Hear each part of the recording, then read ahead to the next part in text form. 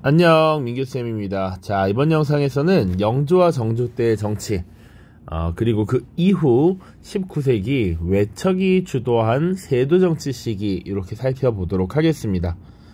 우리 되게 많은 내용을 지금 배우고 있는데 연표로서 다시 간단하게 정리를 하면서 좀 진행을 해보죠. 우리가 뭘 배웠냐면 일단 선조 때부터 시작해서 숙종 때까지의 정치를 쭉 다뤘습니다.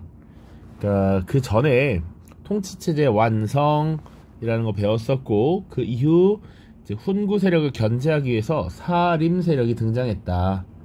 훈구가 조선 초기 정치를 주도했고, 새롭게 견제하기 위해서 성종 때부터 사림이 등장했고요. 그리고 이 훈구와 사림이 서로 치열하게 경쟁했다. 그리고서 사림이 집권을 한 것이 선조 때였습니다. 4차례 사화를 통해서 사림들이 끊임없이 화를 입었지만 그럼에도 불구하고 서원이라는 것을 통해서 끊임없이 제자를 양성한 사림 세력이 선조라고 하는 왕 때 지금 권력을 잡게 된 것이죠. 그 이후에 전개된 정치, 사림 세력이 정치적 입장이나 학문적 입장 혹은 출신 지역에 따라서 서로 친구들끼리 무리를 지어서 정치를 했다라고 했습니다. 그것을 붕당 정치라고 했어요. 그래서 선조 때부터 우리가 보통 현종 때까지 붕당 정치의 전개 쭉 다룹니다. 그래서 붕당 정치의 끝판왕이라고 할 수 있는 예송 논쟁까지 다 다뤘고요. 그 이후 숙종 때부터 이 붕당 정치가 변질된다라고 하면서 이 시기의 정치 무엇이라고 배웠습니까? 환국 정치라고 했죠. 국면이 빠르게 전환된다라는 거야. 이 당시에 정치에 참여했었던 붕당이 남인과 서인 세력이었는데, 이 국왕이 어떤 정치적 사건 이슈가 있을 때 특정 세력에게 권력을 몰아주면서 하나의 붕당이 모든 권력을 다 독점하게 되는 일당 전제화의 경향이 나타났다. 이런 숙종 때의 환국 정치는 사실 강력한 왕권이 있었기 때문에 가능했던 것이기도 합니다. 왕이 이렇게 빠르게 국면을 전환시키다 보니 붕당 세력이 왕의 눈치를 어느 정도 봐야 했던 거야. 그래서 3차례의 환국 우리 다뤘고요. 그리고 그 이후에 잠깐 봤던 것이 양란이라고 하는 2차례의 큰 전쟁이었습니다. 임진왜란과 병자호란 다뤘고요. 이 2개의 큰 전쟁을 거치면서 조선의 사회가 급하게 변하기 시작했다. 그 이전과 이후가 크게 달라졌는데, 그래서 양란 이후 조선 후기의 정치 운영 그리고 수치제도가 어떻게 변화했는지를 쭉 살펴봤습니다. 자, 지금 연표로 우리가 뭘 배워왔는지 쭉 다뤘어. 그 이후에 다뤄야 할 내용, 이제 그 뒤가 되겠죠. 숙종 때의 환국정치 그 이후 시기를 우리가 다룰 거고요. 지금 요 연두색 선생님이 체크를 해놓은 요 부분을 이제 다룬다 라고 보시면 되겠습니다. 자, 경종이라고 하는 왕도 있고 그 뒤에 영조가 등장하는데 사실 경종은 크게 다루지 않습니다. 경종은 둘 다 숙종의 아들이에요. 경종은 장희빈의 아들이고 영조는 이제 숙빈 최씨의 아들이야. 둘이 형제야. 엄마는 다르지만. 자, 그런데 경종은 재위기간이 길지는 않고요. 눈에 띄게 우리가 크게 다루는 내용이 많지 않습니다. 그래서 영조 때부터 이렇게 다룬다. 굳이 조금 설명하자면 경종 때의 정치는 숙종 때의 정치와 유사한 형태로 좀 전개됐다. 그 정도로만 생각하시고요. 영조로 넘어가도록 하겠습니다. 자, 영조라고 하는 왕은요, 일단 굉장히 오랜 기간 왕을 했고요. 이 영조의 엄마가 숙빈 최씨였어. 그러다 보니 이 왕비의 아들은 아니었던 것이죠. 그런 출생의 컴플렉스도 있었습니다. 그래서 본인이 어렸을 적부터 공부도 열심히 하고 왕으로서 위엄을 갖추기 위해 어마어마한 노력을 했던 국왕이었다라고 보시면 돼. 재위 기간도 굉장히 길고요. 그런데 이 영조가 즉위했을 때도 역시 이 붕당이라고 하는 것은 남아 있었고 끊임없이 싸우는 환국이 지속되었단 말이야. 그러다 보니까 이 영조의 입장에서는 이게 큰 문제다라고 생각을 하게 됩니다. 자, 왜? 이 붕당이 서로 나뉘어서 싸우는데 이것이 정치 발전에 큰 도움이 되지 못하고 있다라는 거야. 처음 붕당이 나뉘었을 때보다 문제가 심각해. 그래서 이거 안 되겠다. 바로 잡아야겠다라고 하는 것이었고, 이때 붕당에 관계없이 인재를 고르게 등용하는 탕평정치라고 하는 것을 시행하게 됩니다. 그런데 이 영조의 탕평정치는 붕당에 관계없이 인재를 등용한다라고 하는 뜻이 있었어. 이건 긍정적인 측면이죠. 이런 정치 양상이 그 손자 정조에게도 이어진다라고 하는 것 기억을 하시면 되겠습니다. 자, 그런데 영조와 정조가 그럼 탕평정치를 했는데 둘이 똑같냐? 그건 아니야. 조금 달라. 자, 영조의 탕평정치는 뭐였냐면 이런 거야. 저기 지금 우리가 이렇게 나뉘어서 편을 갈라서 싸우고 있는데 이거 옳지 않다. 나는 이제부터 붕당에 관계없이 인재를 등용하고자 하는데 경들의 생각은 어떠하느냐? 내가 말하는 이것은 군자의 도리야. 마땅히 선비라면, 그리고 큰 사람이라면 이렇게 해야 되는 게 당연하지. 편가르고 계속 싸우는 건 소인배 나는 지고, 난 소인배들을 정치에 참여시킬 생각이 없어. 내 뜻을 따르는 사람만 정치에 참여시킬 거야. 그래서 영조는 자신의 입장에 동의하는 탕평파라고 하는 정치 세력을 나름 육성해서 이 탕평파를 중심으로 국정을 운영했다라고 하는 것입니다. 요런 탕평 정치를 완론탕평이라고 합니다. 자, 근데 정조는 조금 달랐어. 정조는 사실은 중간에 영조의 아들 사도세자라는 인물이 있고요. 그 사도세자의 아들이야. 아버지가 정치적 경랑에 휘말려서 뒤주에 갇혀 죽었습니다. 그리고 이 정조라고 하는 왕은 아버지가 이런 정치적 휘말림 뭐 여러 가지 에피소드에 휘말리면서 지금 죽음에 이르게 된 것을 보고 많은 것을 느끼게 되죠. 정말 공부 열심히 하고요. 무예 연습도 훌륭하고요. 정말 그냥 사기캐가 되어가고 있습니다. 자, 이 정조는 오케이, 탕평정치 해야 돼. 그런데 방식을 좀 달리합니다. 정조 자체가 사기캐가 돼. 지식, 학문, 성리학 뭐 골고루 모르는 것이 없어. 그래서 신하들이 어떤 국가의 발전을 위해서 정책을 가져오면 그것에 대한 시시비비를 다 가려. 그게 남인이든 노론이든 소론이든 갖고 오면 그것에 대해서 본인이 다 판단을 하고요. 그에 따라서 합리적인 입장, 국가의 발전을 위해 꼭 필요한 정책 이런 것들을 직접 선택하고 그 관리를 등용시킨다라는 거야. 시시비비를 다 가려서 직접 판단하고 붕당 이런 거 다 신경 쓰지 않는다라는 겁니다. 그러다 보니 자연스럽게 능력 있는 사람들이라면 관직에 들어오게 돼. 남인이든 소론이든 노론이든 이렇게 엄격하게 시시비비를 가려서 인재를 등용한 요 정조의 탕평을 준론탕평이라고 합니다. 됐죠? 자, 그런데 영조든 정조든 이런 탕평 정치는 어쨌거나 붕당에 관계없이 붕당 상관없이 인재를 등용하는 게 중요해. 그러다 보니까 붕당의 눈치를 안 봐야 되고요. 어느 정도 강력한 왕권이 바탕이 되었어야 합니다. 이런 강력한 왕권을 보여줄 수 있었던 것은 영조와 정조가 그 자체가 스스로 엄청난 공부와 엄청난 노력 이런 것들을 기울였기 때문에 가능해. 그런데 여기 빨간색은 기억날지 모르겠지만 딱 100년 단위로 끊었습니다. 1800년에 정조라고 하는 왕이 갑자기 죽어요. 그러면서 그 뒤에 왕위에 오른 사람이 순조라고 하는 왕인데 그 당시 나이가 11살이야. 지금으로 치면 잼민이야, 잼민이. 그러다 보니까 왕이 직접 통치를 하지 못하고요. 왕의 엄마가 정치를 대행하는 수렴청정이라고 하는 것이 이루어집니다.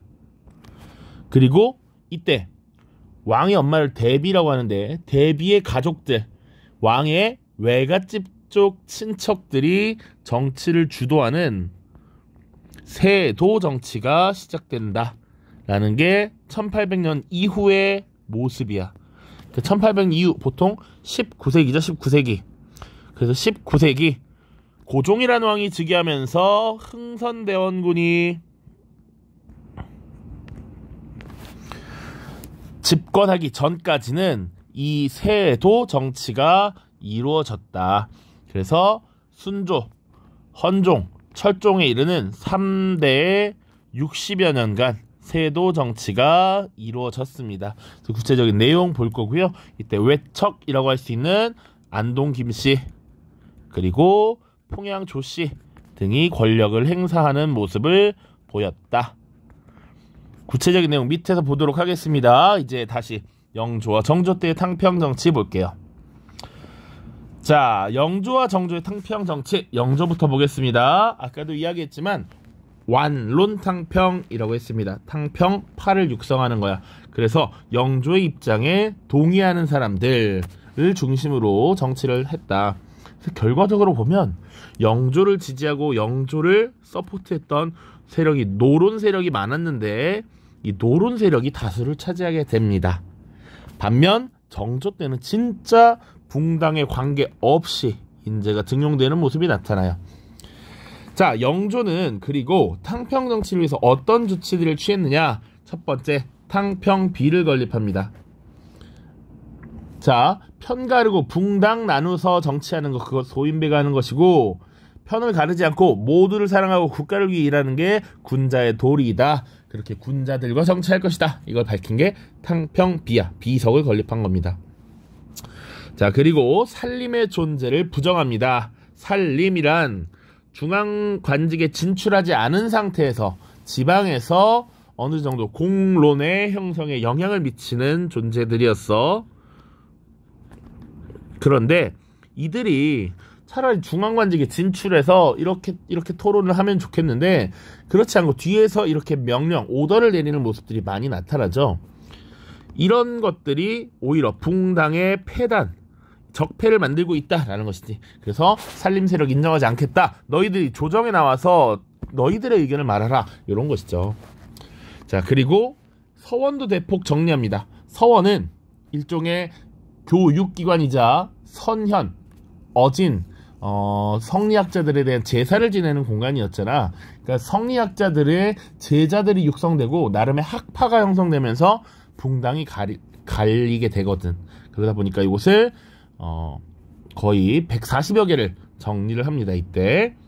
그리고 이조전랑의 권한을 약화시키죠. 처음에 붕당이라는 게 나뉘었던 게 이 이조전랑의 중요성 때문이었잖아. 이 이조전랑이라고 하는 것이 3사의 관리를 추천하고 3사의 관리 그리고 하급 관리에 대한 추천권이 있었고요. 그리고 심지어 이 자리는 후임자를 스스로 천거할 수 있는 자천권도 갖고 있었습니다. 그래서 이 이조전랑이라고 하는 것이 굉장히 요직이었고 이걸 갖기 위해서 서로 나뉘다가 싸우다가 동인서인으로 갈리게 됐지. 자, 그리고 영조 때 정치, 개혁 정치에서 좀 보면요. 우리 이전 영상에서 배웠던 균역법입니다. 농민들의 군포 부담을 경감시키는 것. 자, 그리고 가혹한 형벌을 금지합니다. 사형수에 대한 삼심제 이런 것도 있고요. 가혹한 진짜 신체형을 조금 금지하도록 합니다. 그리고 연좌제도 이때 폐지하는 모습이 나타나. 연좌제는 선생님 수업 때, 선생님 고등학교 때 썰 얘기해 준 적 있어. 자는 친구가 있어. 그러면 자는 친구뿐만 아니라 주변에 앞뒤 좌우 학생들이 목덜미를 맞았다라고 그랬죠. 이것이 연좌제야. 연대책임을 지도록 하는 거. 그거 너무 억울한 일이다. 이거 없애라 라고 했습니다. 자, 그리고 이때 여러가지 제도가 정비되는데요. 속대전이라고 하는 법전이 편찬되고요. 동국문헌비고라고 하는 일종의 백과사전이 편찬되었다. 속대전이라고 하는 것은 경국대전의 속편이다 라고 하면 돼. 그러니까 경국대전이라고 하는 법전은 성종 때 만들어졌는데 성종 때가 15세기 말이란 말이야. 15세기에 만들어졌어. 근데 영조가 즉위하던 시기는 18세기입니다. 거의 한 270년, 80년 지났거든. 그러니까 법이라는 게 그 만들 당시와 현재가 적용하기 어려운 것들이 생겨납니다. 우리도 지금 대한민국에서도 법이 매일매일 막 새롭게 만들어지기도 하고 바뀌기도 하죠. 왜? 법이라는 게 시대를 반영하는 거거든. 그쵸? 그래서 학교에서 선생님이 학생 인권 조례 이런 거 얘기했었습니다. 옛날에는 선생님이 학생들을 체벌하는 게 너무 당연했지만 지금은 당연히 그러면 안 된다라는 걸 알고 있어요. 그래서 학생 인권 조례라고 하는 것을 만들어서 학생들에 대한 신체적 체벌을 가지 못하게 하도록 하는 것이죠. 시대에 맞게 법이 바뀌는 겁니다. 그런데 이 영조 때 한번 개정이 되고요. 그래서 속편이라고 할 수 있는 속대전이 만들어지고요. 또 뒤에 대전 통편이라고 하는 법전이 또 만들어집니다. 추가로 나온 김에 흥선대원군 집권 시기 이후 19세기로 넘어가게 되면 대전 회통이라고 하는 법전도 만들어요. 나온 김에 시리즈로 쭉 정리해 봅시다. 경국대전, 속대전, 대전 통편, 대전 회통. 됐죠? 자, 다음입니다. 정조 때 탕평 정치의 준론 탕평이었고요. 붕당에 관계없이 인재를 등용하도록 했다. 그래서 왕이었던 정조가 직접 시시비비를 가렸다. 이런 얘기 했습니다. 자, 그 다음 개혁정치. 정조의 개혁정치가 정말 많이 출제되는 부분 중에 하나고요. 내용도 많습니다. 첫 번째, 규장각이라고 하는 기구를 설치합니다. 규장각은 원래 왕실의 도서관이었습니다. 왕실 도서관인데 여기 가서 책도 열심히 읽고요. 정책 연구도 하고요. 그러다 보니까 이 정조라고 하는 왕을 도와서 열심히 국가를 위해 일하는 신하들이 많이 여기서 배출됩니다. 자, 그 다음 초계문신제라고 하는 것을 실시해요. 자, 초계문신제는 관리들을 재교육하는 것입니다. 그래서 젊은 관리들을 다시 선발해서 재교육하고 왕에게 충성하는 신하를 육성하기 위한 제도였다. 이렇게 생각하시면 될 것 같습니다. 그리고 국왕의 친위 부대로서 장용령이라고 하는 부대를 신설합니다. 그래서 직접 국왕이 지휘하는 친위 부대. 자, 그리고 수원화성을 건설하죠. 수원화성. 이것을 건설할 때 그러니까 사실 정조의 아버지였던 사도세자의 무덤을 이 지역으로 옮기면서 이 지역을 하나의 새로운 신도시로서 건설을 하려는 모습을 보였습니다. 이 화성이라고 하는 것을 건설할 때 그리고 정약용이라고 하는 인물, 이 정약용이 설계한 거중기, 농로 이런 것들을 활용하게 되는 것이죠. 어느 정도 초등학교 때부터 다 봤던 내용들이라 알 거라고 생각합니다. 자, 지금 4가지 봤습니다. 규장각, 초계문신제, 장용령, 그리고 수원화성. 자, 그리고 선생님이 개인적으로 중요하다라고 강조하는 부분인데요. 이 신해통공이 단행되었다라는 부분입니다. 신해년에 상공업에 대한 허통조치, 뭔가를 허용하게 해줬다라는 건데 이것이 무엇이냐면 일단 텍스트 쓰면 신해통공은 유기전을 제외한 시전 상인의 금난전권을 폐지한 것입니다. 물론 유기전을 제외한 이라는 단서가 들어가야 해.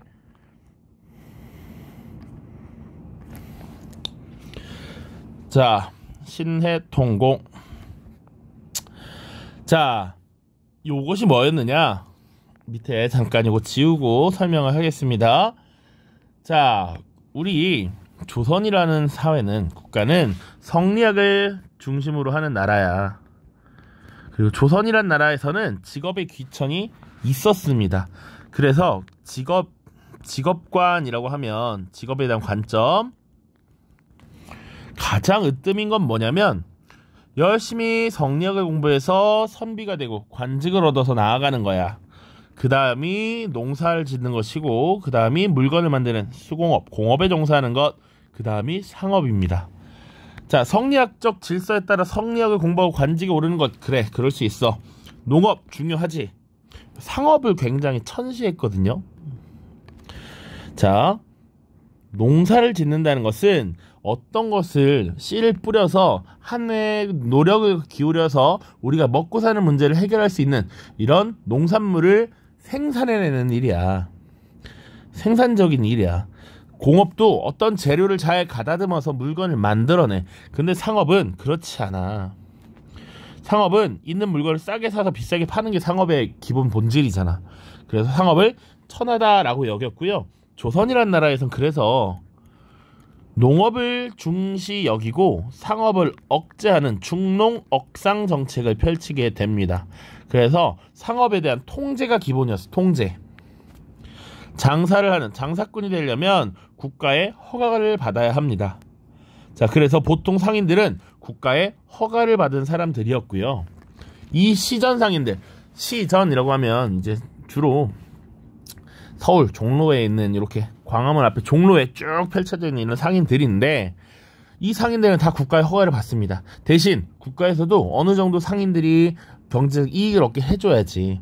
자, 시전 상인들이 장사를 이렇게 합니다. 점포를 열고 장사를 막 해요. 그런데 여러분들 시장에 가보면 이렇게 나이 드신 할머니가 박스 같은 거 이렇게 깔아두고 장사를 하시는 걸 본 일이 있을 거야, 한 번쯤은. 자, 요렇게 여기서 나물 파는 가게들인데, 여기 할머니가 박스 깔고 나물을 팔고 있어. 국가의 허가도 받지 않고. 그러면 사실은 어쨌거나 경쟁 업체가 더 등장하는 것이고 경제적 이익이 줄어들 수 있죠, 얘네가. 그래서 이러한 상인들을 보통 허가받지 않은 어지럽히는 사람들에서 난전이라고 부르는데, 난전을 금지할 수 있는 권한을 이 시전 상인들에게 줬습니다. 그래서 여기를 다 쓸어버리고 없애버릴 수 있다라는 거야. 그런데 이걸 폐지했다라는 건 자유로운 상업활동을 어느 정도 보장했다라는 것이죠. 자, 여기 정리하기용은 잠깐 지우겠습니다. 이 시내통공 조치는 결국 자유로운 상업활동을 보장하기 위함이었다. 이제 중농억상에서 조금 더 나아간 조치였다라고 하는 거야. 자, 사실 공급이 많아져야 가격도 어느 정도 떨어지죠. 경쟁이 벌어지면서. 근데 이것이 나름 이 조선이라는 나라의 자본주의적 경제 시스템이 조금 더 발달하는, 요만큼이라도 발달하는 계기가 되었다라고 해서 중요하게 여겨진다. 자, 그리고 정조는 아까 시시비비를 가려서 붕당에 관계없이 인재를 등용했다라고 했습니다. 능력만 있으면 신분이 조금 떨어지더라도 이들을 중용했다. 서얼은 상대적으로 차별받던 중인 세력이었어. 양반의 첫 자식들이었고 문광시에 금지됐던 사람들인데 이들을 등용합니다. 대표적인 인물 유득공, 박제가, 이런 사람들이 있습니다. 자, 이후 세도 정치 시기 봅시다. 정조라고 하는 왕이 1800년에 갑자기 의문의 죽음을 당하고 어린 순조가 즉위하면서 외척이 주도하는 세도 정치 시기가 등장했다. 자, 그래서 배경, 세도 정치가 등장했던 배경, 정조가 갑자기 죽고 나서 세력 균형이 붕괴됐다. 원래 강력한 왕이 붕당 세력들을 억누르면서 정치를 주도해 나갔었는데 그게 불가능해졌다. 소수 외척이 정권을 장악했고요. 이 대표적인 외척이 바로 뒤에 있는 요 사람들입니다. 그래서 세도 정치 시기하면 순조, 헌종, 철종 3명의 왕 60여 년 동안 안동 김씨와 풍양 조씨가 권력을 행사했다라는 것 기억을 하시면 되고요. 특징, 이 외척들은 조선 후기 정치 운영의 핵심이라고 할 수 있는 비변사의 주요 관직을 독점하고요. 그리고 군 지휘권을 장악합니다. 그들에게 누구도 도전할 수 없게끔 이렇게 지휘권을 장악했다. 자, 그 결과 의정부, 육조를 중심으로 하는 기존의 정치 체제가 유명무실화됐다. 언급한 바 있고요. 왕권도 약화됩니다. 그리고 이 정치를 주도하는 게 외척이란 말이야. 외척. 이 외척 가문에게 잘 보이기 위해서 여러 가지 잘못된 모습들이 나타납니다. 자, 과거 시험에서 부정행위가 발생하기도 하고요. 그리고 매관매직이 성행한다. 매관매직이란 관직을 사고 파는 것. 그 뇌물로서 사고 파는 것. 이것을 매관매직이라고 해. 자, 그래서 뇌물을 주고 지방관이 된 사람들은 지방관에 부임하면 그 지역의 백성들을 더욱더 수탈하게 됩니다. 자, 그래서 백성들이 고통을 겪는 세 가지 문제가 있었어. 그것을 삼정의 문란이라고 하는데, 이렇게 관직을 뇌물로 산 지방관들이 이렇게 강제로 백성들을 수탈하는 양상이 나타났다. 삼정의 문란이 뭔지는 다음 영상에서 살펴보도록 하겠습니다. 자, 일단 고생 많았고요. 다음 영상에서 만나도록 하겠습니다. 안녕.